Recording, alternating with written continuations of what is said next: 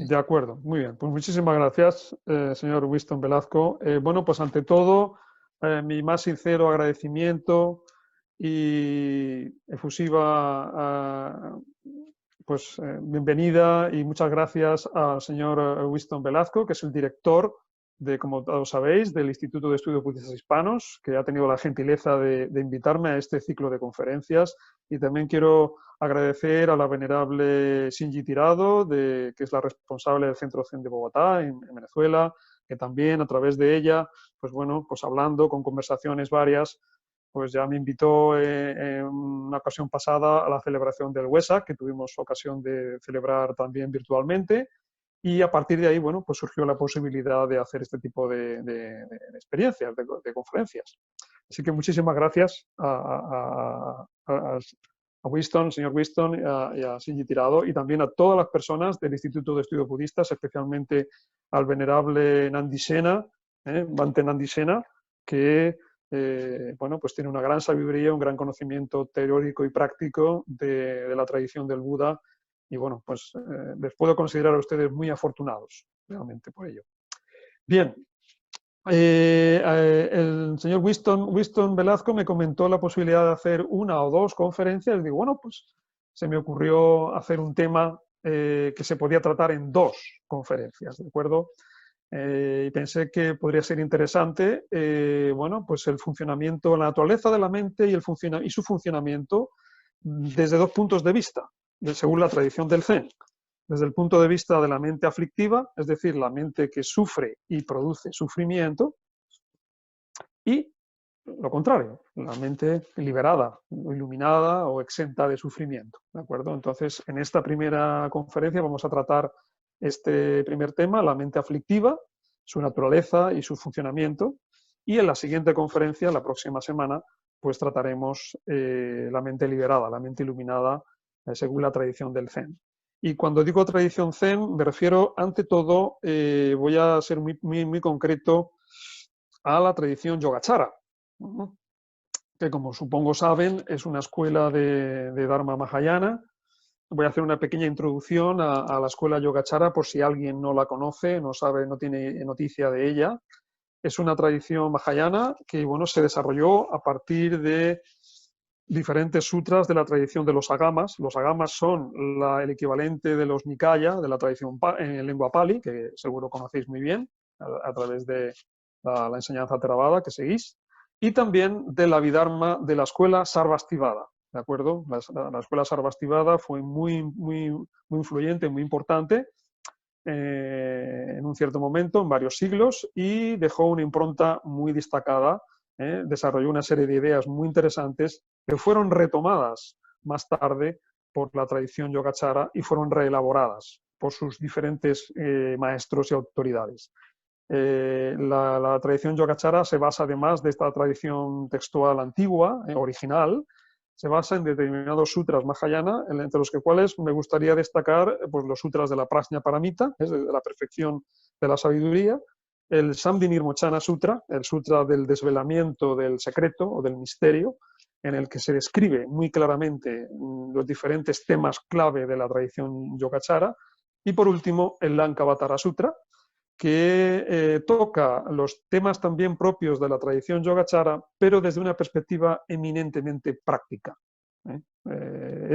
Si el Samdhinirmochana Sutra es el Yogacara en principios, expresado en principios muy complejos, muy profundos y muy sutiles, el Lankavatara Sutra expresa lo mismo, pero en términos eminentemente prácticos, yógicos, ¿no? Es la perspectiva del yogi o de la yogini, del practicante de meditación, ¿no? Que trata de liberarse de los engaños y realizar su verdadera naturaleza de una manera directa por sí mismo, ¿de acuerdo?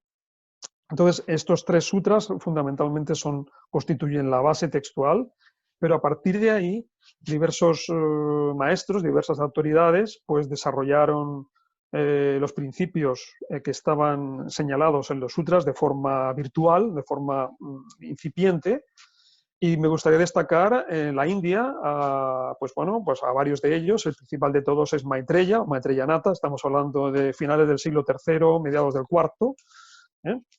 Que se considera el fundador de facto de la tradición Yogacara. Unos autores hablan de que Maitreya era una persona humana y otros le consideran el Bodhisattva Maitreya, nada menos, ¿no? Que fue el que inspiró de alguna forma al siguiente maestro de la tradición, el fundador, es Asanga, que seguro conocéis, estamos hablando principios del siglo IV, finales del IV, y después también su hermano Vasubandhu, ¿de acuerdo? Que al principio no era seguidor del Mahayana, pero por influencia de Asanga, pues entró en el Mahayana, ¿no? Estos tres autores, Maitreya, Asanga, Vasubandhu, se constituyen como el corazón, la esencia de la tradición Yogacara. Fueron los que escribieron, redactaron los principales tratados de la escuela, los que le dieron su carta de definición y de comentario más extenso, ¿de acuerdo? Más detallado. A partir de ellos, bueno, pues surgieron diferentes comentaristas, diferentes exégetas, ¿no? Que matizaron y, bueno, criticaron algunos aspectos muy sutiles de la enseñanza, pero en esencia el corazón, el meollo de la tradición Yogacara está en Maitreya, Asanga, Vasubandhu. Me gustaría destacar a Dharmapala, que también fue el autor de una obra muy, muy importante de la tradición Yogacara, que luego sería traducida al chino por Xuanzang, introducida en China. Sería el origen de la tradición Yogacara en China. Y luego está Stiramati, que ya es otro autor más tardío, del siglo V, VI aproximadamente, que fue un gran comentarista, ¿de acuerdo? Fue el que comentó de una manera muy exhaustiva, muy precisa, muy detallada, diversas obras de Asanga y de Vasubandhu, ¿no? Y por último, me gustaría señalar a Shilabhadra, que es del siglo VI, mediados del VI, mediados del VII, que fue el abad, que era el principal autoridad en el monasterio de Nalanda, en el norte de la India, y fue el maestro de Xuanzang, el famoso monje peregrino chino y viajero y realmente traductor, por supuesto, eminente, que estudió con Shilabhadra durante bastantes años, creo unos 14, 15 años, nada menos, y fue quien introdujo la tradición Yogacara en China, ¿no? Con sus traducciones y sus comentarios. Otro autor de origen indio, Paramartha, que estamos hablando pues finales del siglo V, mediados del VI aproximadamente, también introdujo la tradición del Yogacara en China de una manera diferente, otra vertiente distinta. Y Paramartha es muy importante porque además de ser un gran traductor, un excelente traductor, además de Xuanzang y otros, pues hizo unas elaboraciones y unas interpretaciones muy interesantes de la tradición Yogacara que ejercerían una gran influencia en el Zen, tanto en China, en Corea y en Japón. Y por último, me gustaría destacar la tradición Zen, cómo entró en contacto la tradición Yogacara con la tradición Zen, y se debió sobre todo a la influencia del Sutra del Lankavatara, el Lankavatara Sutra, que según cuentan diversas tradiciones biográficas, fue transmitido por el famoso y legendario Bodhidharma, que no se sabe muy bien si es un personaje histórico o mítico, pero bueno, para el caso realmente no es lo importante ahora. Fue quien transmitió el Lankavatara Sutra, una versión del Sutra, porque hay varias, a su inmediato discípulo Huike, que es finales del siglo V, finales del siglo VI aproximadamente, y también influyó toda la escuela del norte, la llamada escuela del norte de Chan chino, con grandes maestros, influyentes maestros que recibieron una gran influencia de la tradición Yogacara a través del Lankavatara. Como podéis imaginar, no es de extrañar porque, como he dicho antes, el Lankavatara Sutra es el sutra que explica, que describe con gran detalle la práctica meditativa para realizar la naturaleza de la mente, ¿no? Y liberarse del sufrimiento. Y también otro tratado muy importante es el Tratado de la Fe Mahayana, el Mahayana Sattvapada Sastra, que según algunos autores hablan de que fue una traducción de Paramartha y otros hablan de que fue Paramartha el autor realmente de esta obra, ¿no? Bueno, hay una polémica ahí con esto. En cualquier caso, Paramartha fue una persona, como he dicho antes, muy influyente, un maestro de gran influencia, porque con este tratado dio una interpretación muy interesante de la tradición Yogacara, del concepto de la conciencia de depósito, en relación con el concepto de el embrión del Buda, es decir, la potencialidad de ser Buda que todos tenemos, ¿de acuerdo? Él consideró que esta potencialidad de ser Buda y también la conciencia depósito, que es el origen del sufrimiento, anidan o están confluyendo en la misma mente, ¿de acuerdo? Entonces, en este tratado se habla de esto. Y, curiosamente, este tratado ejerció una gran, y todavía ejerce, una gran influencia en los linajes chinos del Chan, en el Corea de la tradición del Son, y también, sobre todo, en la tradición Rinzai del Zen japonés. Con respecto a Dogen y a la tradición Zen Soto, que es la que yo represento, podría parecer que el Yogacara no tiene nada que ver, ¿no? con Dogen, ¿no? Porque no hay un vínculo directo, pero no es así, ni mucho menos. He estado estudiando durante un tiempo las obras de Dogen y de su sucesor Keisan, y puedo deciros que realmente una de las claves fundamentales para entender el pensamiento de Dogen radica en entender la tradición Yogacara, ¿de acuerdo? O sea, si no entendemos el Yogacara, muy probablemente no podremos entender de qué estaba hablando Dogen con sus obras. Bien, lo dejo ahí como una brevísima introducción histórica a la tradición Yogacara y vamos a pasar ahora a nuestro tema principal, que es la mente aflictiva, ¿no? Lo que voy a tratar de responder en esta conferencia, en este breve tiempo, es, bueno, ¿por qué sufrimos? ¿Cuáles son las causas de nuestro sufrimiento? Y por supuesto, seguro que, bueno, pues seguro que ya lo sabéis, porque todos sois practicantes de Dharma, todas las personas que estéis aquí escuchándome, más o menos tenéis experiencia teórica y práctica del Dharma del Buda, así que sabéis de qué se trata, ¿verdad? De hecho, bueno, el principal cometido de la enseñanza del Buda es justamente esa, ¿no? Explicar por qué sufrimos y explicar la liberación de ese sufrimiento. Ahora bien, ¿en qué se distingue esta enseñanza de otras? Pues en lo siguiente, y es que el análisis que hace la tradición Yogacara de el origen, la causa del sufrimiento y de su posible solución es tremendamente sofisticada, ¿de acuerdo? Es muy refinada, muy detallada, desarrollaron un sistema muy complejo de análisis epistemológico, es decir, para el Yogacara la raíz del sufrimiento radica en una distorsión de la conciencia, una distorsión cognitiva de la conciencia, ¿de acuerdo? Sufrimos porque no observamos, no reconocemos y no interactuamos con nosotros mismos, otros seres y el mundo de una manera correcta, de una manera real, ¿de acuerdo? Lo hacemos de una manera totalmente errónea, ilusoria, francamente defectuosa, muy defectuosa. Y este es el origen, la raíz de todo nuestro sufrimiento, nuestros problemas, no solamente en nuestra vida actual, sino también en las vidas futuras y también en las vidas pasadas. Entonces, bueno, me gustaría haceros una breve introducción a dos temas clave de la tradición Yogacara. El primero es el de las 8 conciencias, que seguro probablemente ya conocéis por alguna lectura, alguna conferencia, algún texto.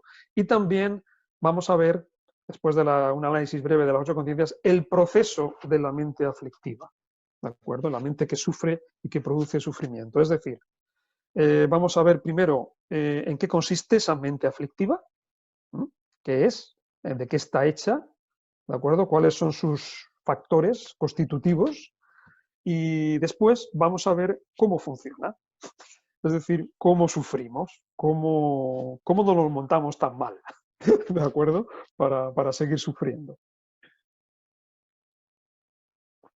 Como sabéis, los que estudiéis el Abhidhamma Pali, la tradición Theravada, bueno, pues se plantean una serie de conciencias, normalmente 6 conciencias, 5 conciencias sensoriales ligadas a los sentidos materiales, físicos, y una 6ª conciencia mental. Ahora bien, la tradición Yogacara hizo un análisis muy detallado de la conciencia, basándose en análisis previos de la Abhidharma, Sarvastivada, y llegó a plantear 8 tipos de conciencia, 8 conciencias, ¿de acuerdo? Primero están, como he dicho antes, las 5 conciencias sensoriales, que constituyen por 5 bases, son los órganos sensoriales, el ojo, oído, nariz, lengua, cuerpo, ¿no? Luego están los 5 objetos sensoriales, las formas visibles, los sonidos, los olores, los sabores y los objetos tangibles. Y cuando un órgano y un objeto entran en contacto, ¿de acuerdo? Cuando se da la reunión de los 3 factores, órgano, objeto y contacto, se produce la conciencia sensorial correspondiente. ¿De acuerdo? Esto, bueno, no hace falta abundar en ello porque seguro que lo sabéis. La sexta conciencia funciona exactamente igual. La única diferencia es que su base es el órgano mental y los objetos de los que se ocupa, en los que se centra, son los objetos mentales. ¿De acuerdo? Los objetos mentales pueden ser, pensamientos, ideas, sentimientos, recuerdos, memoria, partes del cuerpo también, estados mentales meditativos. O sea, como habéis estudiado el Satipatthana Sutta, los objetos, cuando el cuarto fundamento son los dharmas, ¿no? Los dhamma, pues ahí está incluido también los objetos mentales. La sexta conciencia funciona básicamente observando los contenidos cognitivos de las 5 conciencias sensoriales y de los objetos mentales. Es decir, simplemente se limita a darse cuenta, ¿de acuerdo? A tener noticia de que, ahora siento esto, caliente, frío, un color rojo, un sonido chirriante, agradable o desagradable, así, ¿no? Ahora me estoy acordando de algo, ¿de acuerdo? Pum, ya está. Hasta aquí, aparentemente, no hay ningún problema. Todo va bien, ¿no? Pero hay una séptima conciencia que se le llama conciencia pensante contaminada o conciencia pensante aflictiva, klistamanas o klistamanoviññana. Disculpadme si tengo que decir alguna vez algún término, algún palabrejo sánscrito y tal, pero bueno, seguro que me disculparéis porque estáis habituados a ello. Y si no, pues me lo preguntáis en el tiempo de preguntas y lo aclaramos. De todos modos, he procurado reducir los términos sánscritos al mínimo, ¿de acuerdo? O sea que tranquilos. Bien, esta conciencia pensante contaminada o aflictiva, ¿de acuerdo? Es muy interesante porque constituye de alguna forma la manifestación, ¿no? el aspecto manifestado de nuestro sufrimiento, ¿no? Esta conciencia participa siempre de una noción de que hay un yo inherente, ¿de acuerdo? ¿No? Y está siempre asociada a 4 contaminaciones fundamentales. La contaminación de la opinión del yo, ¿no? Es decir, la creencia, ¿no? El punto de vista que cree en un yo como tal. Luego está el siguiente aspecto, la siguiente contaminación, que es la querencia del yo, es decir, el aferramiento, el deseo, el amor por el yo, ¿no? El tercero sería el orgullo del yo soy. Este orgullo, esta soberbia que nos sale en muchas ocasiones, ¿no? De yo esto, yo lo otro, yo tal, esto, ¿no? Y por último, la última contaminación es la ignorancia, o la percepción distorsionada de la realidad y del yo. Esta conciencia pensante contaminada, aflictiva, se halla presente en todo tipo de estados. Da igual si son estados saludables, perjudiciales o indeterminados o neutros, ¿no? Por decirlo así. Y también hay que tener en cuenta que se halla ausente, es decir, no está en aquellos actos que están vinculados con la práctica del Dharma, con el camino, dice Asanga, actos que efectúan el camino, ¿de acuerdo? Está ausente también en el logro de cesación de la conciencia, el Nirodha Samapatti, que es un estado muy raro de la mente, muy sutil de la mente, donde no hay ningún tipo de conciencia sensorial. Entonces ahí también está ausente este estado de yo. En el nivel, por supuesto, de los arahats, de los liberados, o de aquellos que han finalizado el aprendizaje, y también está presente en esa conciencia que cesa en el instante entre las 6 conciencias, ¿no? Cuando acaba una de las 6 conciencias, hay un instante siguiente antes de que aparezca la conciencia del yo, que también está sin conciencia del yo. Es decir, que esa conciencia de sin yo también está presente en nuestro continuo mental, de alguna forma, ¿no? Sin darnos cuenta, por supuesto. Y por último, está la octava conciencia, la llamada conciencia depósito o almacén, alaya viñana, que bueno, pues he tratado de resumir aquí, ¿no?, las características de esta conciencia. Es un poco difícil porque los datos están esparcidos por muchos textos, por muchas enseñanzas y bueno, un poco difícil, pero bueno, he procurado sintetizar aquí quizá lo más destacado para lo que nos interesa ahora, ¿no? Bien, esta conciencia depósito se le llama depósito, ¿no?, precisamente porque contiene todas las semillas impregnadas por los residuos latentes de todas las 7 conciencias que hemos hablado antes, ¿de acuerdo? Es decir, todos nuestros actos de conciencia, de visión, de audición, de pensamiento, etcétera, ¿no?, están impregnados de una serie de residuos, de una serie de remanentes, ¿de acuerdo? Ya sean saludables o perjudiciales o indeterminados, da igual, y todo eso no se pierde, no desaparece en la nada, sino que queda acumulado en esta conciencia depósito, ¿de acuerdo? Y todo esto es de nuestras acciones pasadas, ¿no? Y esto queda ahí en estado latente. Veremos luego cómo queda en estado latente, en estado de semilla. Esta conciencia también se le llama conciencia resultado, ¿no?, y también conciencia de apropiación, debido a que acumula, por la acumulación de dichos residuos.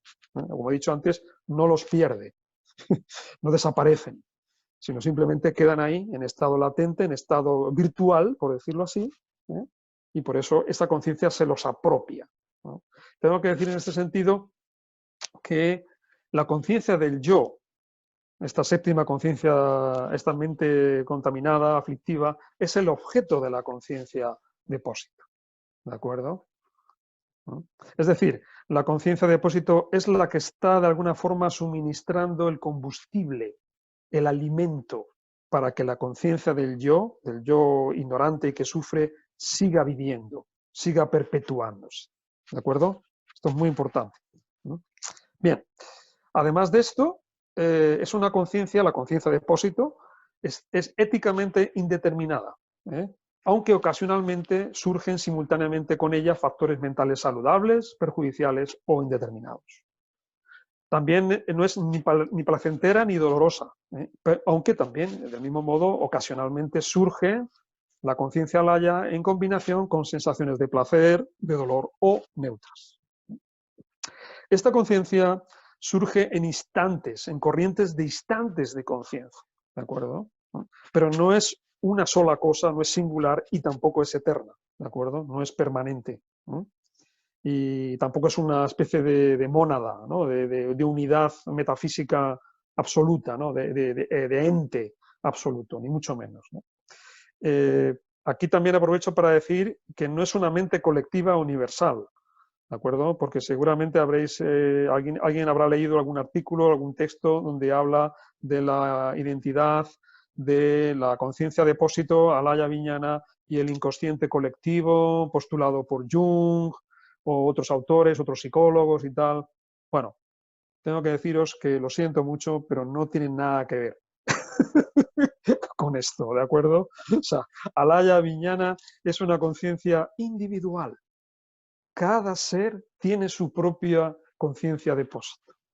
Cada uno de nosotros, cada uno de vosotras, cada uno de los seres tiene su propia conciencia depósito, individual.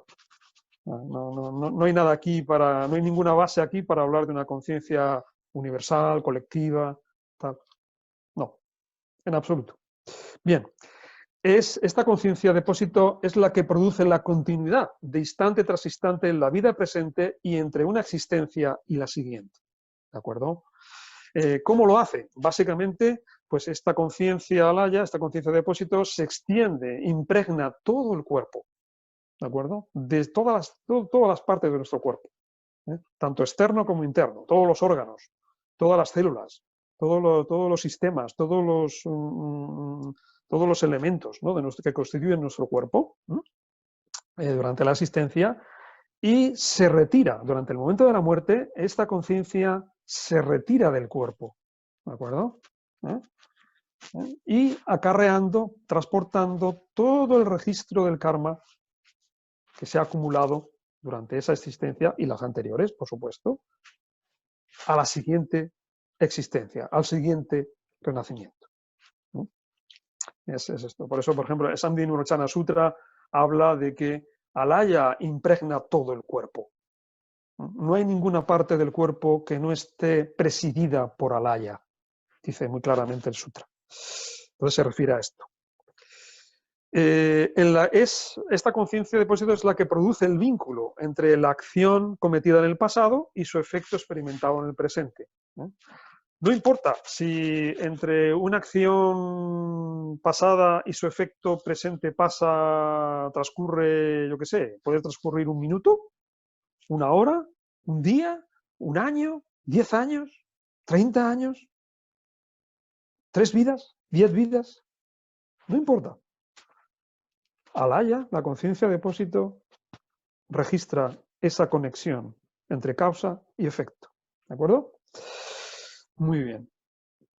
Se asocia con los 5 factores mentales siempre presentes activos, los sarvatraga. Aquí los abidámicos se pondrán muy contentos. Alaya se vincula siempre con el contacto, sparsa, sensación, vedana, volición, chetana, percepción, sanya y atención, o atención aplicada, ¿no?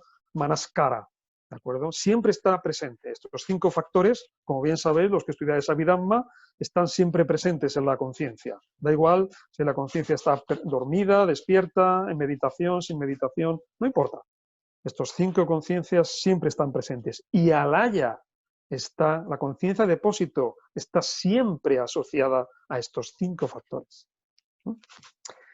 Alaya, la conciencia de depósito, es la raíz de todos los factores, de todos los dharmas contaminados. Por tanto, es la raíz de la producción del mundo de los seres sensibles. Ya sabéis que en el Dharma, en la Abhidharma también se habla de 2 tipos de mundos. El mundo de los seres vivos, de los seres sensibles, ¿no? Todas las existencias que tienen conciencia, ¿no? Y tienen sensibilidad. Y hablan también del mundo receptáculo, ¿no? El Vajjanaloka. El Sattvaloka, el Vajjanaloka. El mundo receptáculo es el mundo de los bosques, de los ríos, de las montañas, de los lagos, de los desiertos, de los lugares, de las ciudades, ¿no? Los lugares de donde se habita, ¿no? Todo lo que no son seres vivos. ¿De acuerdo?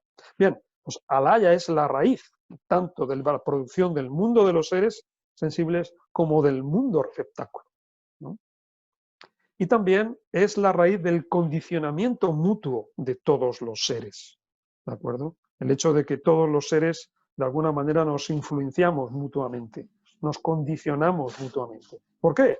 Porque lo que yo veo también lo ves tú, lo que yo oigo también lo oyes tú, lo que a mí me parece bien, a ti también te parece bien o lo contrario. En fin, estamos condicionados mutuamente unos a otros. ¿De acuerdo?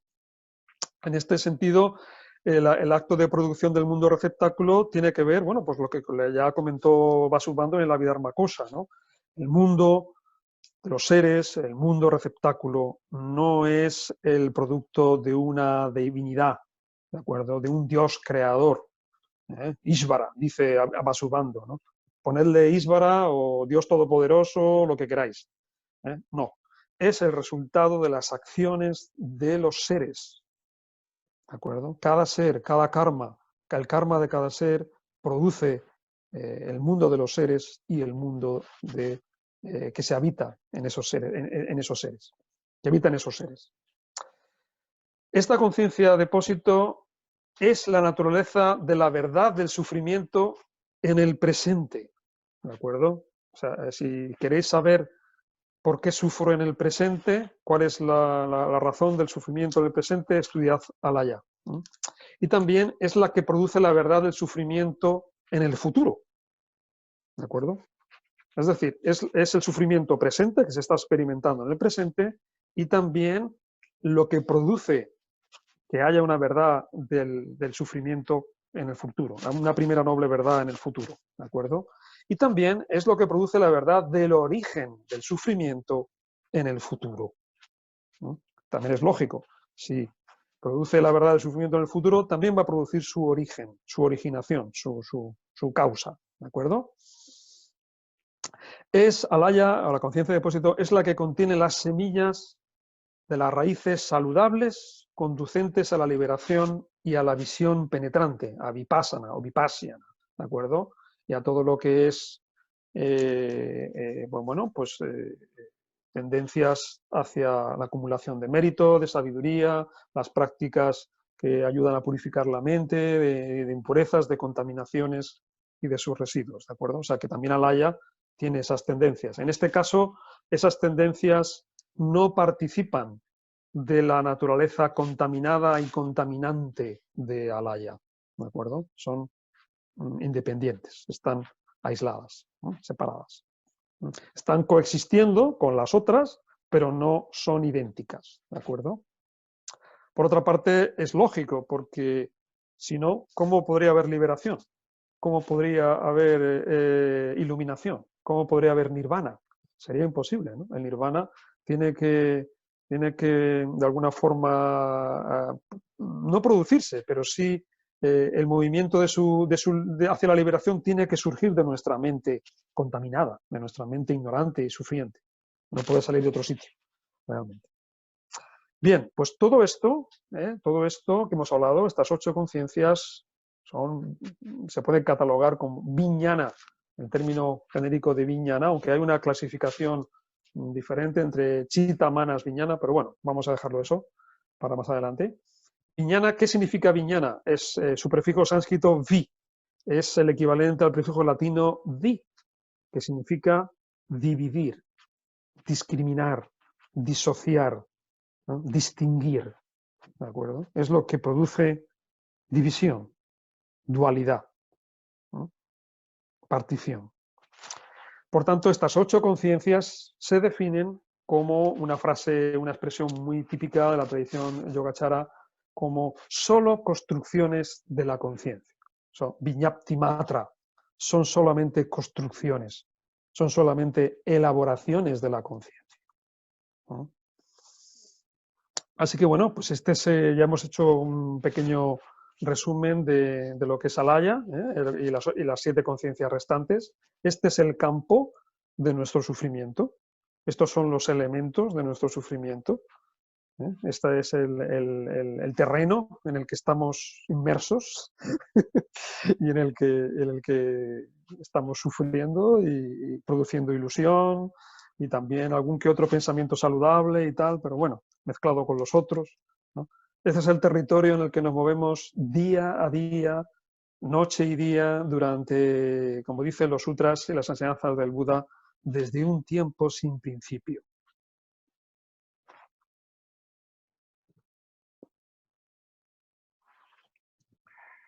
Bien, a partir de aquí vamos a ver el proceso de la mente aflictiva, ¿no? ¿Cómo funciona?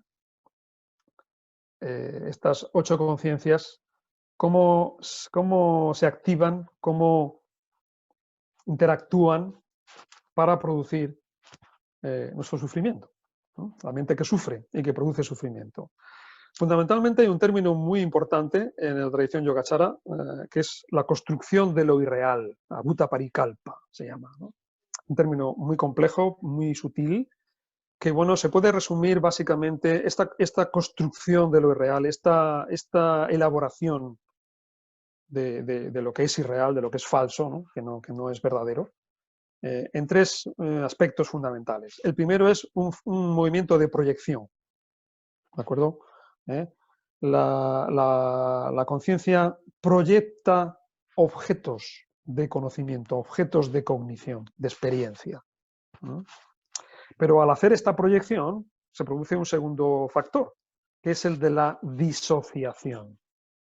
Viñana, ¿os acordáis, no? División. ¿Eh? Es decir, pero esta división no queda dentro de la mente, ¿de acuerdo? El sujeto no reconoce que es una división que hace él o ella dentro de su propia mente. No. Esta disociación considera a los objetos como externos a la mente, fuera de la mente, ¿de acuerdo? O sea, no tienen nada que ver, aparentemente, según este sujeto, con el sujeto que los produce. Están fuera, como si fueran entidades independientes, ¿no? Externas. Y por último, hay un tercer factor, un tercer movimiento, que es el de la apropiación de estos objetos. ¿De acuerdo? Ya lo sé, es un juego de locos, es absurdo, pero somos así. Nos parecemos al famoso barón de Munchausen, era un personaje legendario de los cuentos alemanes y tal, ¿no? Que estaba metido en un hoyo, ¿no? El barón de Munchausen, ¿no? Y cuando le dijeron, pero varón, salga del hoyo, salga del agujero, y tal, pues empezó a tirarse de sus propios codos, ¿no? Y tal, a ver si salía, ¿no? Y tal. Pues eso, somos así, somos como el varón de Munchausen. Nuestra propia mente produce objetos, estos objetos los conocemos, pero los colocamos fuera, externos, y sentimos una especie de nostalgia por esos objetos que están fuera, como si fuera, ah, esto me pertenece a mí, esto soy yo, lo quiero para mí. Resultado, esto construye la noción de un yo fijo, permanente, eterno, inmutable, ¿eh? Independiente de todo lo demás, de todos los demás yoes, ¿no? Que posee una serie de objetos. Es decir, yo soy en cuanto poseo, ¿no? Esto es lo que las enseñanzas tradicionales del Dharma, de cualquier escuela, de cualquier tradición, en concreto la tradición zen, se habla de la contaminación del yo y de lo mío, ¿no? Cuando Dogen lo dice muy claramente, lo veremos en la siguiente conferencia, ¿no? O sea, la conciencia del yo y de lo mío es el principal obstáculo, principal problema. Pues esto es proyección, disociación, apropiación de estos objetos. Este proceso produce lo que se llama una discriminación entre lo aferrado y el aferrador, ¿de acuerdo? O, si queréis, el objeto aferrado y el sujeto que aferra, ¿no? Gracia, grajaka, ¿no? Que son los términos en sánscrito, ¿no? Y esta es la conciencia que tenemos continuamente, ¿eh? Dividiendo continuamente. Hay un sujeto que aferra y un objeto al que me aferro, ¿de acuerdo? Y este proceso continuo produce lo que se llama la proliferación conceptual, ¿eh? Porque este proceso de discriminación entre un objeto aferrado y un sujeto que aferra está sostenido, está alimentado por todo un cúmulo de pensamiento imaginario, pensamiento falso, pensamiento totalmente ilusorio, ¿de acuerdo? Es como si nos creyéramos que la chica a la que la clavan la espada, el mago, se la han clavado de verdad, ¿no? Y tal, ¿no? Es esto, ¿no?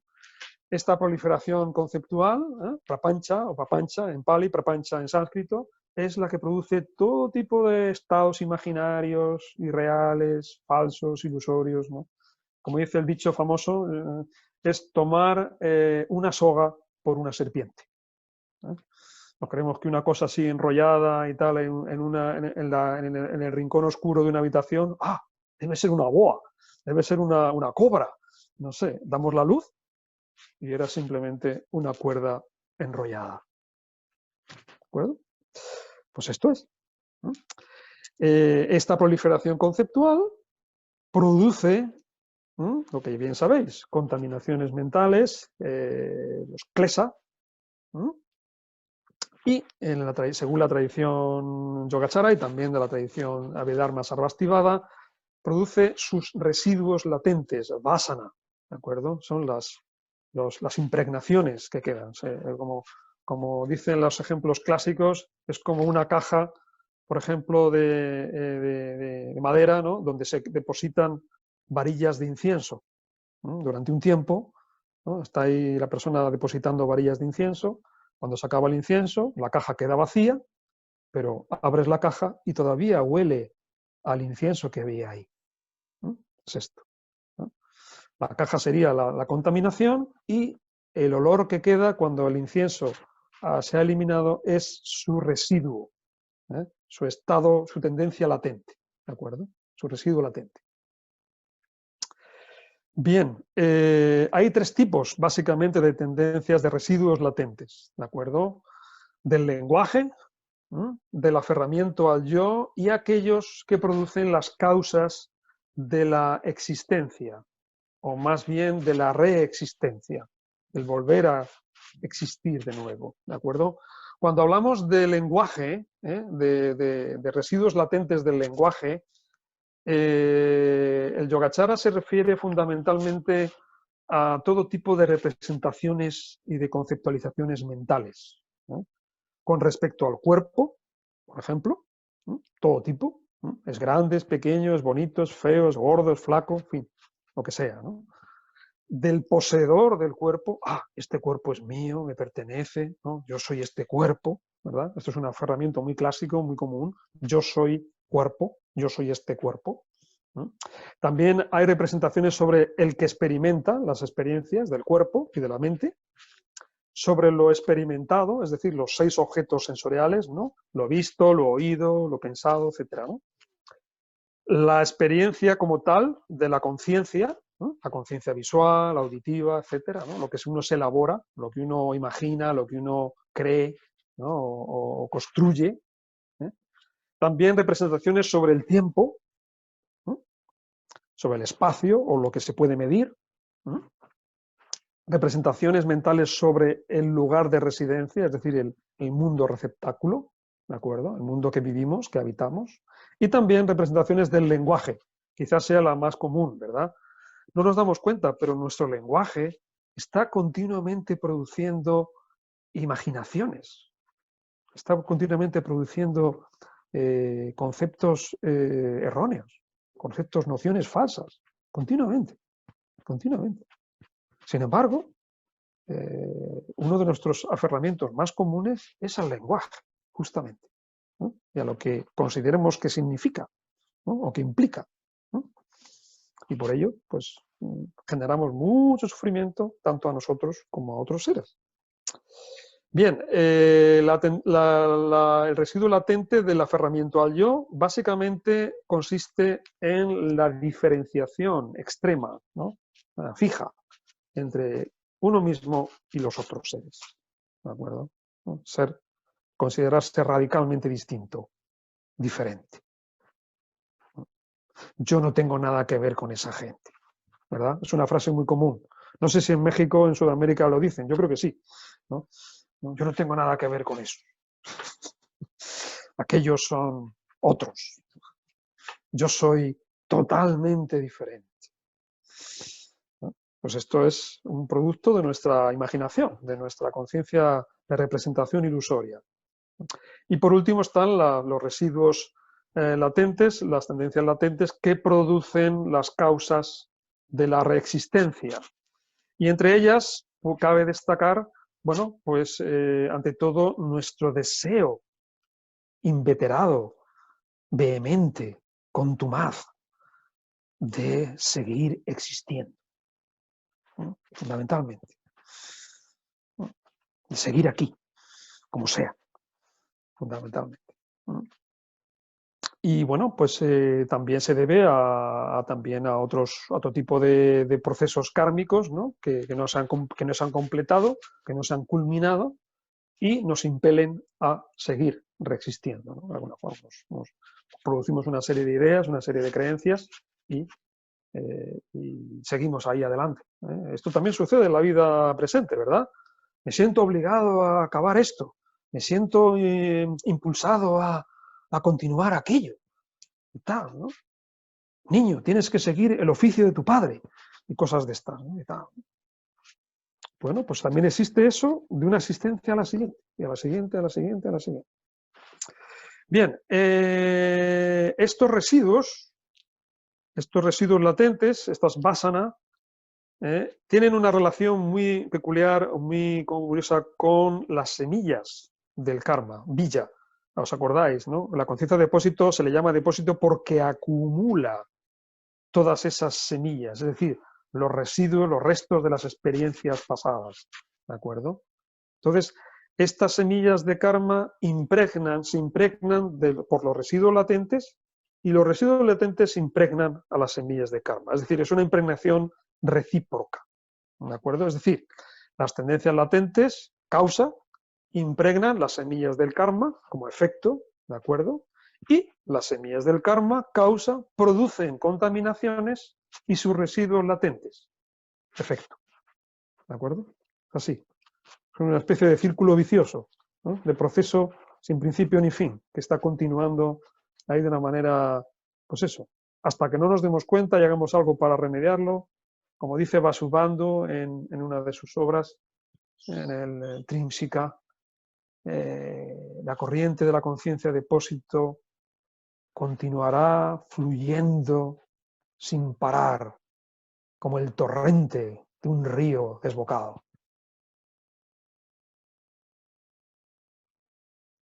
Esto es lo que podemos decir de la originación del sufrimiento, de las causas, del proceso, insisto, desde un punto de vista cognitivo, ¿de acuerdo? Experiencial, intraceptivo, cognitivo, de conciencia, ¿de acuerdo? Pero claro, no nos damos cuenta. Seguimos habitualmente en la conciencia que divide, en la discriminación, en la conciencia discriminativa de un sujeto que aferra un objeto aferrado, ¿de acuerdo? En la construcción de lo irreal. Bueno, pues espero que haya sido suficiente el tiempo. Señor Whiston ya me dirá cuánto tiempo me queda. Y bueno, esto es lo que podía deciros sobre el tema de la Bueno, mente entonces, aflictiva. Sí, dígame. ok, ok, no, está muy bien. Sensei, no, Perfecto. si por tiempo hay, Yo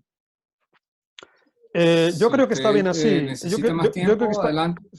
No, yo creo que está Muy bien bien. así. Yo creo que quería hacer una especie de resumen muy concreto, muy específico, y bueno, pues como es un tema muy complejo, muy amplio, pues quizá las preguntas ayuden a completar o a matizar lo que he dicho antes, ¿de acuerdo?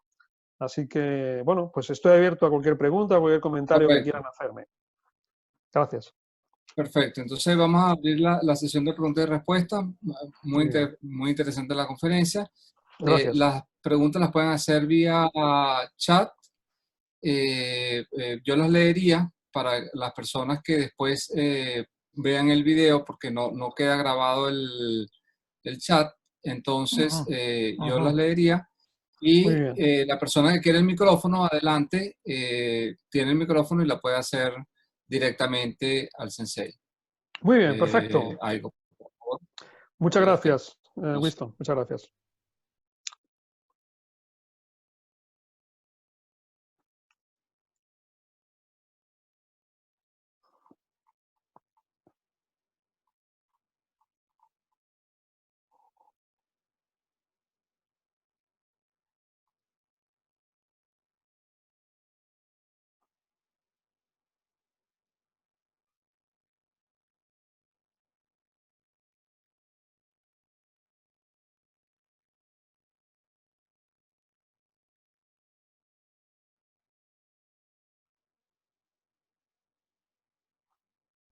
Sensei, bueno, mientras surge una pregunta, yo nada más quería Se ha quedado todos. preguntarle, sí, que bastante para digerir y pensar, ¿no? Y reflexionar.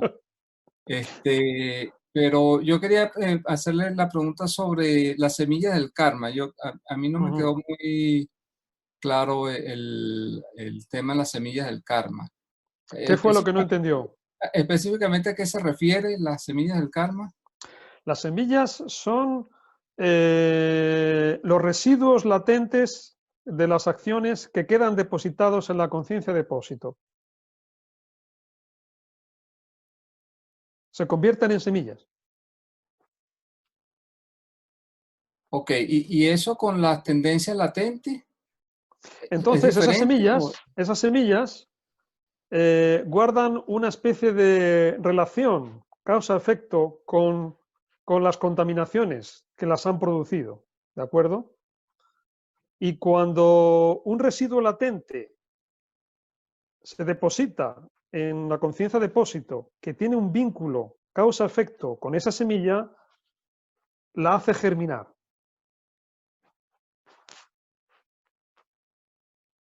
Por ejemplo, un estado mental de enfado, ¿de acuerdo?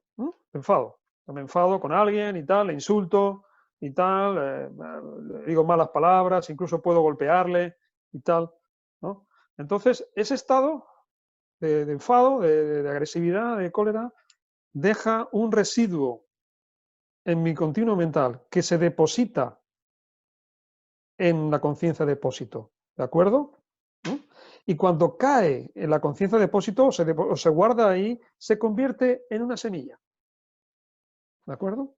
Entonces, cuando vuelvo otra vez a ver a esa persona que me provocó esa cólera, que me provocó ese enfado, probablemente vuelva otra vez a insultarle y a pegarle. ¿Por qué? Porque esa semilla va a activar en mí el estado mental nocivo del odio, del enfado. ¿De acuerdo? Y entonces, otra vez, después de haberle insultado, de haberle pegado, vuelvo otra vez a acumular un residuo latente en la conciencia depósito que se convierte en semilla. Y que otra vez, cuando vea a esa persona o personas parecidas que me provoquen enfado, pues volveré a repetir otra vez la acción. ¿Lo tiene claro ahora? Sí, sí, cómo no. Ok, Claro. muchas gracias. Sí. Hay una pregunta. Recuerde, señor Velasco, estamos en el mundo de la mente dualista, de la mente que cree que es otro el que me produce el enfado. ¿De acuerdo? El enfado no lo tengo yo, ¿m? Lo tiene el otro. ¿Lo entiende? Ok, Claro. ok. Sí, La entendido. mente dualista produce objetos que coloca fuera, ¿eh? Los disocia, ¿de acuerdo? Es un proceso de disociación. ¿Mm? Proyección, disociación, apropiación. Es común, ¿verdad? En las conversaciones, ¿no? ¿Eh? Fuiste tú el que me provocaste. Fuiste tú el que me hiciste enfadar. Fuiste tú, por tu culpa. Yo no he hecho esto. ¿Verdad? Es muy común. Todos los días lo hacemos. Todos los días. A cada momento. Pero no nos damos cuenta de que ese proceso está basado en la construcción de lo irreal, ¿no? Un proceso de proyección, colocamos los objetos fuera, nos disociamos de ellos, los colocamos como fuera de la mente y luego queremos apropiarnos de ellos. O bien rechazarlos, apropiarnos, es decir, jugar con ellos, ¿de acuerdo? Como si fueran piezas de ajedrez, ¿no? Es esto, es este el juego, básicamente. Ok, Pero no nos damos cuenta de que ese juego tiene unas consecuencias. Deja unos residuos que producen, que sirven de causa otra vez para que siga otra vez produciéndose ese proceso de discriminación de la mente y los objetos allá afuera. ok, correcto. Ok, está Bien, bien. Ok, vamos a gracias dar por su pregunta. ahorita Gracias. oportunidad. Entonces, hay una pregunta, pero la persona no entró con su nombre y dice, ¿de dónde proviene la tradición Yogacara? ¿Existe algún texto en español de esta tradición? Bueno, la tradición Yogacara, como he dicho al principio, proviene de las enseñanzas del Buda, que luego fue elaborada por diversos maestros de la India, Asanga, Vasubandhu, Maitreya, etcétera, los he mencionado antes. Y bueno, pues se basa también en sutras Mahayana, el Sandvinimochana Sutra, el Lankavatara Sutra, algún sutra de la Prajna Paramita también, sirve de base. Y bueno, textos en español, francamente, hay muy poco de calidad, ¿de acuerdo? ¿No? En inglés sí, hay bastantes textos en inglés que pueden servir de base. Hay muy buenos estudios, muy buenas traducciones. Realmente en inglés sí que hay material de calidad, y en francés también. ¿Eh? Pero en español, lamentablemente, apenas conozco material fiable, realmente. Traducciones así un poco, bueno, populares o amateur, sí hay, pero francamente no, no las considero realmente recomendables. Ok, ok. Hay una pregunta de Mabel Oriana que Mm. dice, gracias por la conferencia. Me gustaría saber qué lugar tiene tienen los sufrimientos causados por sistemas injustos de opresión por la violencia institucional. Y con base en esto, ¿qué papel debería cumplir el budismo en relación a ayudar a liberar a los seres de este sufrimiento que evidentemente no es ilusorio ni irreal? Gracias, saludos desde Colombia. Muy bien. Bueno, es una pregunta muy compleja, muy, con un fuerte contenido político y social, ¿no? Pero puedo decirle a Anabel que esos sistemas institucionales de opresión a los que habla, si se toma el trabajo de analizarlos bien, ¿en qué consisten? En personas, en mentes, en conciencias. Y si ahondamos más en el análisis, muy pocas conciencias. Tal vez una o dos o tres. Es decir, que piensan, que hacen, que elaboran la ideología. ¿Me explico? El resto de la gente lo sigue ciegamente, por intereses económicos, vitales o otros, ¿no? Entonces, yo la sugeriría a Anabel que estudie los momentos en los que la humanidad ha eliminado sistemas de opresión. ¿Qué ha hecho? Deconstruir la ideología que sostiene ese sistema. Es decir, el sistema de construcción de lo irreal que ha mantenido ese sistema. ¿De acuerdo? ¿Por qué ya no hay comunismo en la Unión Soviética, en Rusia? Porque el sistema realmente ideológico se desmoronó, realmente. No tenía fundamento. ¿Por qué no tenemos ahora un sistema medieval, como de estamentos medievales, como había en la Edad Media, ¿no? Con sacerdotes, caballeros, plebeyos? Porque ese sistema ha perdido validez, ya no sirve, su estructura realmente no se corresponde con la naturaleza humana. ¿Entiende? O sea, que yo creo que es importante fijarse en la raíz, ¿eh? Yo creo, francamente, que para acabar con un sistema de opresión institucional hace falta deconstruir y desactivar la ideología que lo sostiene. ¿De acuerdo? Cuando uno hace eso, entonces, es cuestión de tiempo. Ese sistema caerá, ¿no? Eso lo mismo pasa con nuestro sufrimiento personal, individual. Si yo dejo de alimentar mis ilusiones, mis engaños, ¿no?, mis construcciones totalmente absurdas y fantasiosas, que yo creo que son reales y que son posibles, si dejo de hacerlo, entonces dejo de sufrir. Pero hay que ser valiente, ¿no? Hay que ser muy valiente, muy audaz para hacer eso, realmente. Porque si yo me limito simplemente a atacar a la manifestación externa de esa opresión, no conseguiré nada, realmente. Conseguiré, sí, sustituir una opresión por otra, que es lo que suele suceder, realmente. En China, por ejemplo, acabaron con el sistema feudal de emperadores y ¿qué instituyeron? Otro gobierno totalitario, como el del Imperio Chino. Al principio era muy para el pueblo, por el pueblo, pero en realidad lo que había era simplemente un sistema imperial, sin emperadores, por supuesto, era el presidente Mao y tal, y sus seguidores, pero era lo mismo, realmente. O sea que cuidado, eso sucede cuando no se cambia realmente el paradigma cognitivo, ideológico de un sistema. No sé si he contestado a la pregunta, pero yo creo que la base está ahí. Bien. Hay una pregunta. Añadiría, Sí, perdón, sí, señor adelante. Velasco. Adelante. Añadiría una cosa. Es muy importante también tener en cuenta que con qué motivación se hacen las cosas. Es fundamental, ¿eh? Si yo trato de derrocar un sistema institucional injusto, con una mente cargada de odio, de resentimiento, de espíritu de venganza, y de agresividad, yo francamente tengo dudas de que uno consiga su objetivo, realmente. Probablemente sí, se consiga, pero ¿a qué precio? ¿Qué consecuencias va a haber de eso, realmente? ¿Mm? O sea que, cuidado.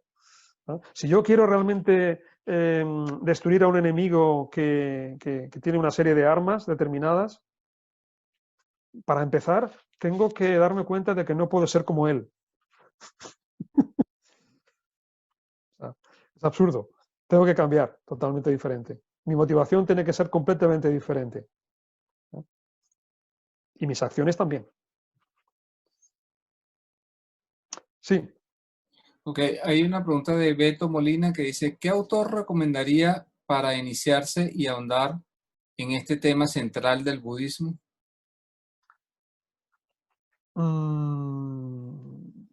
Yo empezaría recomendando por alguna obra de Vasubandhu, realmente. Y también que leyera algún sutra.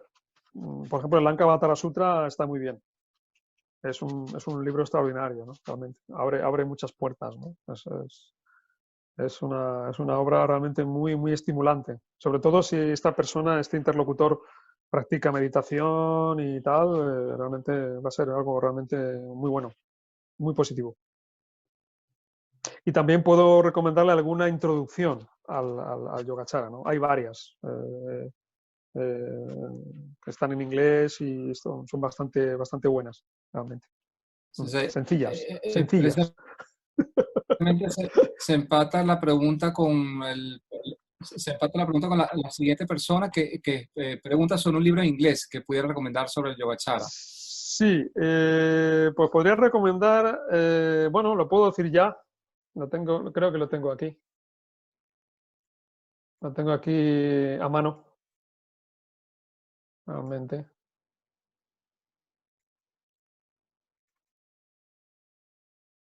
Es una obra preciosa.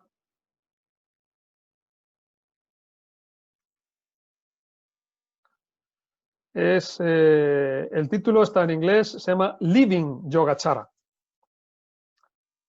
Living Yogacara, An Introduction to Consciousness-Only Buddhism, de Tagawa Tsunei.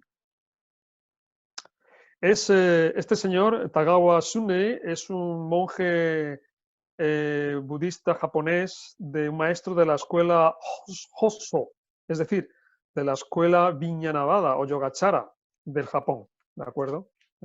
Porque la tradición Yogacara Vijnanavada, como ya he dicho antes, se difundió por China y pasó de China a Japón y a Corea, ¿no? Por varios maestros. Y este señor es uno de los continuadores del linaje de la tradición Hosso, que todavía continúa. En China quedó extinguido este linaje, pero en Japón se conserva aún el linaje Hosso. Y esta obra está muy bien, realmente. Es una maravilla. Es muy sencilla, aparentemente, bueno, es más sencilla que un libro más complejo, ¿no? Pero introduce los principales temas del Yogacara de una manera muy amable, por decirlo así. Además está muy bien traducido del japonés por Charles Mueller, que es un especialista en la tradición Yogacara de Asia Oriental, realmente, y él lo emplea como libro de texto en sus clases, realmente, y está muy bien. Es una excelente introducción al Yogacara, realmente. Sencilla, entre comillas.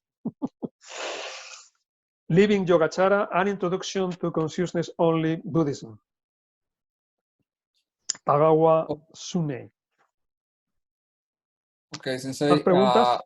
Hay una pregunta de Rosa, hay un par de preguntas más. Rosa dice, ¿cómo desapegarse o transformar los estados mentales nocivos? Bien, de eso hablaré en la siguiente conferencia.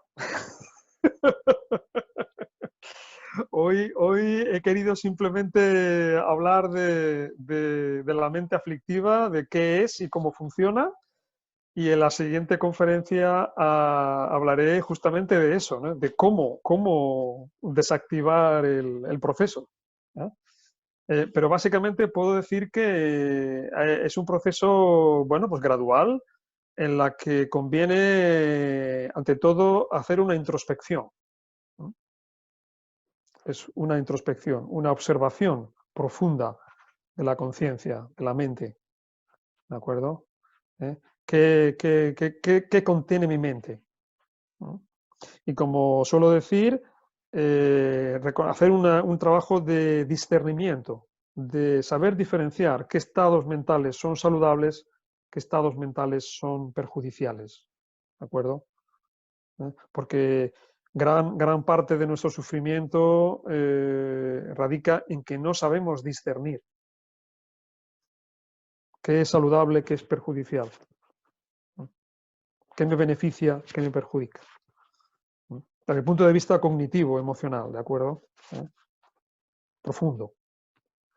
Entonces, se hace un análisis muy claro, eso, las enseñanzas del Buda, el Abhidharma puede enseñarnos de una manera muy clara. Hay un análisis muy detallado, el Yogacara tiene unos análisis muy detallados de los factores.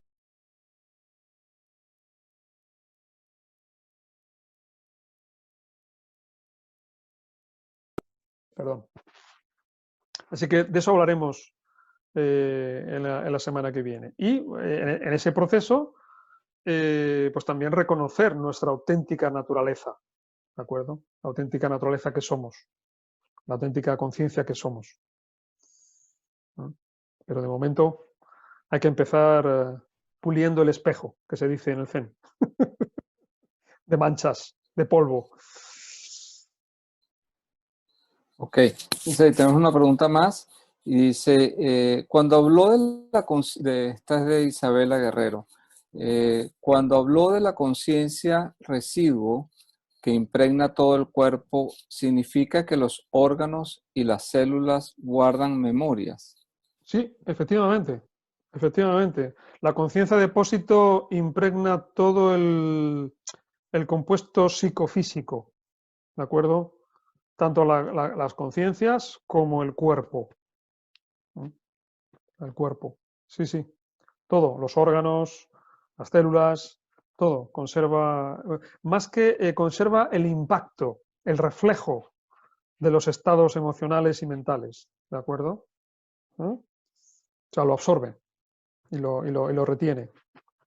Sí, sí, así es. Por eso, por ejemplo, uno de los términos clave del Yogacara y en el Zen, que se describen en el proceso de transformación de la conciencia, de conciencia de sufrimiento a la conciencia liberada, es la transmutación o la transformación de la base, asraya, y la base significa cuerpo-mente, ¿no? Juntos, en unión, ¿no? En interrelación, en interrelación, ¿de acuerdo? O sea, no dice solamente mente, no, sino que se habla de cuerpo también.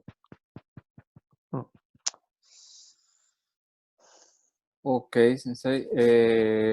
Bueno, no sé, Alina, creo que había una pregunta.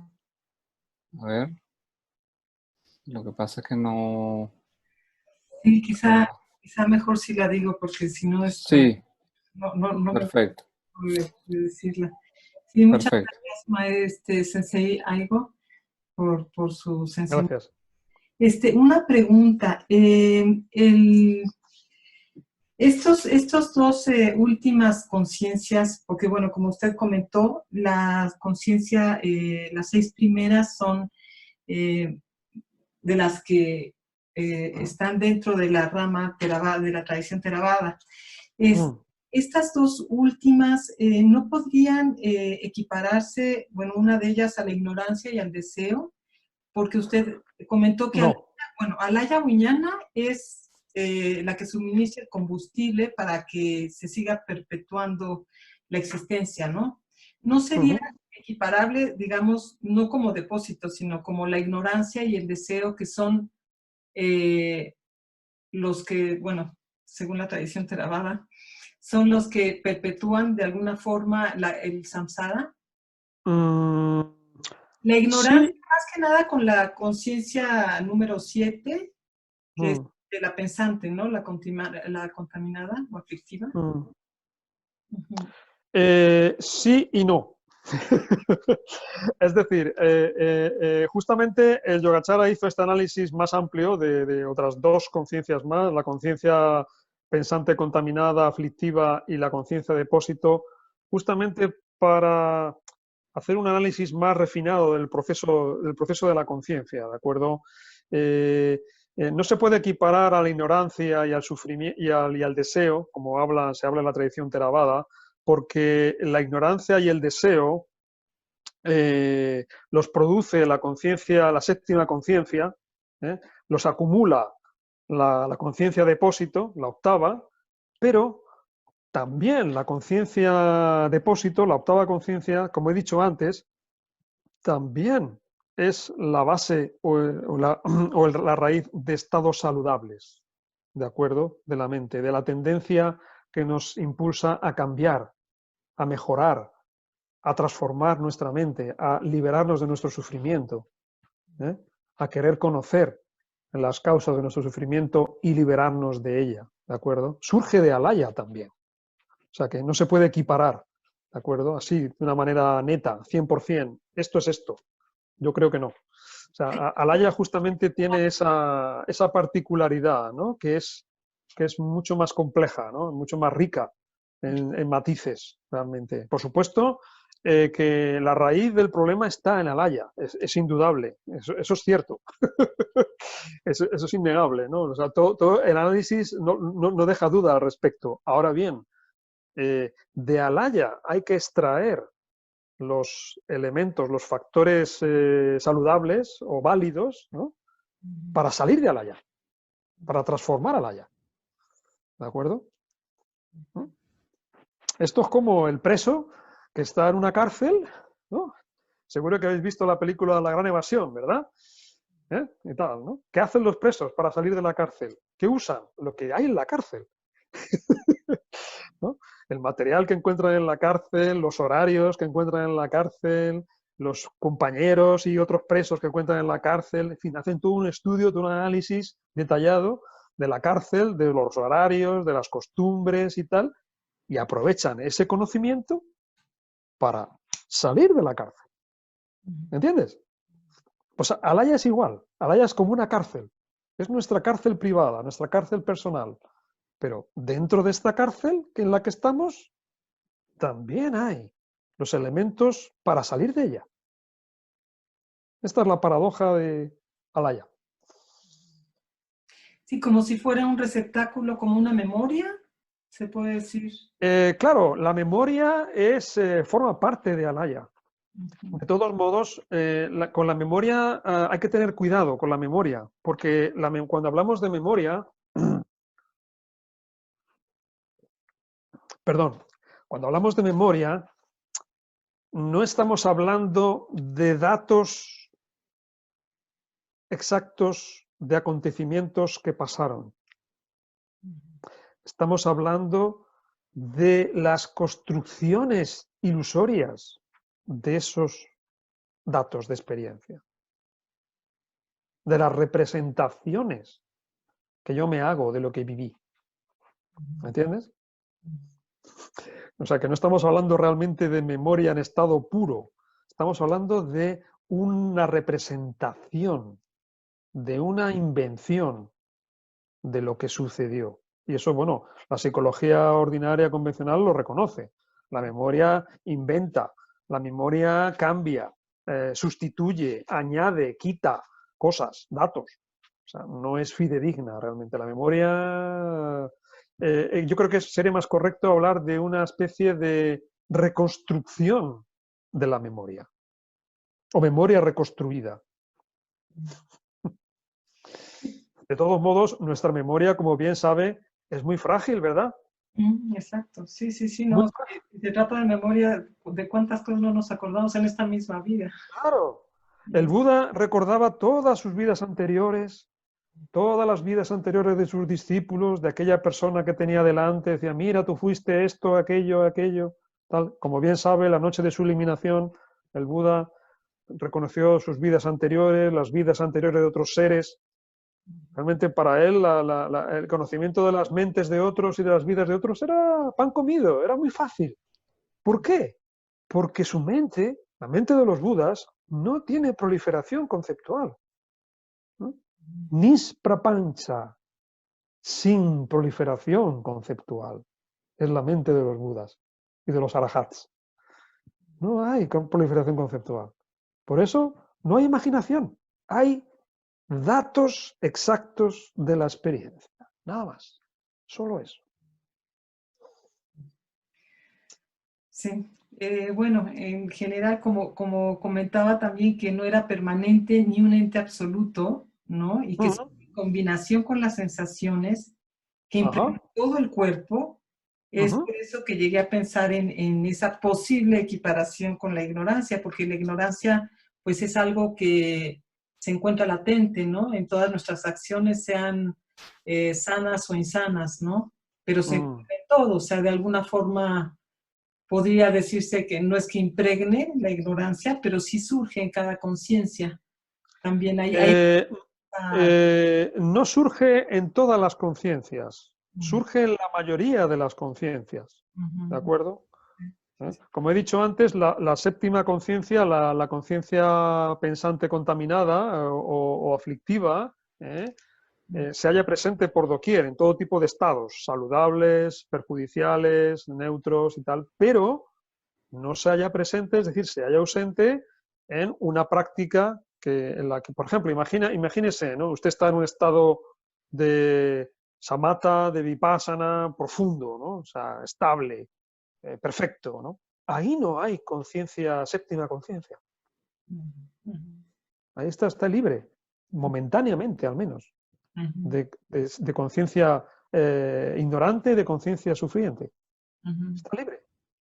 ujú, No, realmente. Y en cada instante de conciencia, cuando cesan entre las 6 conciencias sensoriales, antes de que surja la conciencia del yo, ¿no? En ese instante también es libre. No hay conciencia del sufrimiento, conciencia del deseo, de la ignorancia. ujú, Pero claro, como es un instante tan infinitesimal, ¿verdad? Pues no nos damos cuenta. ¿Por qué? Porque estamos impregnados de la conciencia dualista que produce construcciones imaginarias, ilusiones, fantasías. Eso es lo que nos impide realmente ver, comprender. ujú. Cuando ustedes, por ejemplo, estudian el proceso de percepción según el Abhidhamma, es alucinante, ¿verdad? ¿Cómo puede darse esa sucesión de series de conciencia, las series Yavana, ¿no? Y tal, ¿no? Cuando el ojo percibe una forma o el oído percibe un sonido, en varias series, ¿no? 7 series o más series, ¿no? De las que ustedes estudian en el Abhidhamma, ¿no? Parece de ciencia ficción. Sin embargo, una conciencia purificada y en estado de calma profundo, de meditación profunda, puede darse cuenta de todo eso, realmente. Los grandes maestros, los grandes bodhisattvas o arahats o personas cercanas al estado arahat, lo saben, lo experimentan. Todo depende del punto de vista en el que uno está. Ujú. Muy bien, muchas gracias, maestro. Gracias a usted. Muy bien.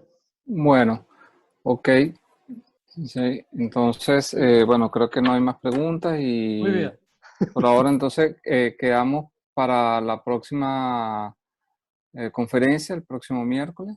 Muy bien. Creo que no sé si Marina iba a decir algo con respecto a... Sí, bueno, bueno, por supuesto que queda grabado en YouTube, en el canal de YouTube, Uh-huh. Imagino y que quedará las grabado personas que no pudieron desde que asistir empieza la hoy, conferencia, ¿no? desde que empieza la conferencia, Sensei, de verdad que sí, No, sí, no, sí, por muchísimas no, no, gracias. supuesto, no los por intentos supuesto. fallidos, ¿no? De conectar y esas No, cosas, ¿no? de hecho puedo No, no cerrarlo se ahorita, preocupe. pero quería, bueno, quería Muy bien, agradecerle muy bien. por la conferencia extraordinaria, me Muchas gustó gracias. muchísimo. Y bueno, y a todos también recordarles que, bueno, el próximo miércoles tendremos de nuevo al Sensei Aigo. Esta conferencia va a estar en YouTube para los que lo quieran volver a ver o las personas que quieran que ustedes la vean, pues pueden invitarlos a que nosotros les pasamos el link y va a estar en nuestras redes. Y también invitarlos para, bueno, la semana que viene tenemos la del Sensei Aigo el 23, el miércoles, y para los que no se hayan inscrito y estén interesados, también hay una charla el viernes 25. Va a ser el venerable Nandi Sena que la va a dar, que se llama El tiempo y el espacio, la perspectiva del budismo, ¿no? Entonces, están todos cordialmente invitados a que se registren en la página web del instituto y también, bueno, seguirnos por el canal de YouTube y suscribirse. Y Sensei, una sola cosa, hace creo que dos conferencias atrás, el profesor Francisco Ramos recomendó un libro de usted sobre Dogen. Es el nombre. Está agotado. Está agotado. Y yo lo quería. Lo siento, está agotado. Pero no lo tiene, nada más está en físico. Mi pregunta era esa, si no está en internet. No sé si alguien lo habrá escaneado, no lo sé, pero creo que no. No, bueno, pero eso es ilegal, pero a nivel... si lo venden por... De todos modos, puede ponerse en contacto con la editorial Kairos, creo, que a lo mejor quedan ejemplares, a lo mejor de estos que le quedan así y tal, un poco... Sí, reserva y tal, a lo mejor puede, si les pregunta y tal, a lo mejor tiene alguno. Ok, muchísimas gracias. Se llama Las enseñanzas de Dogen. Las enseñanzas. En las enseñanzas de Dogen, editorial Kairos. Sí, okay, sí. Muchísimas gracias. Bueno, pues gracias muchas gracias, Shinji-san. Muchas gracias. Muchas gracias, señor Winston Velasco. Muchas gracias, señor Tirado. Muchísimas gracias. Muy bien. Gracias a todas las personas que han participado en esta conferencia. Disculpadme, de verdad, perdón por el retraso, por el problema técnico. Prometo en la próxima conferencia no tener tanta torpeza para entrar en Zoom. Bueno, pues hasta pronto entonces. Muchísimas gracias. Hasta pronto. Que esté muy bien. Gracias. Bueno, y a todos muchísimas gracias. Hasta la próxima. Hasta la próxima. Gracias.